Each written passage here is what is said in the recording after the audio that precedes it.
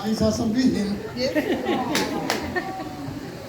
Kasi alam ko talaga, susunod namin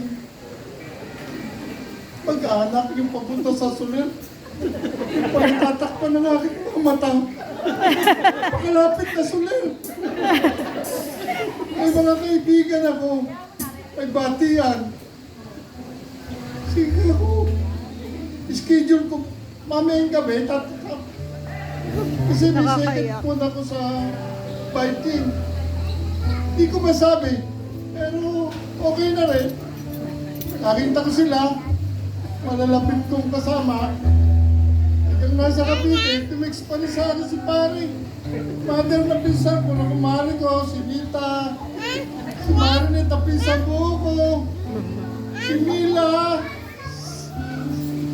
Nakakayak naman. Yung isang kapatid may sakit daw, nilalagnat. Kasi Ate Flory. Si Ate Pioli, basta magkikita kayo. Magkikita tayo. Si Ate Nessie, gagawin driver si Ryan. Sabi ko, ano mangyayari yun? Ay, nakabot. Tapos, si Mari, asawa ni Paris Seryo, nag-text di ko rin, nag-chat di sa akin kanina. Thank you, Mari. Ibilasahin yung pamilya, walang katibuti mo, wala. Pati si Kapitan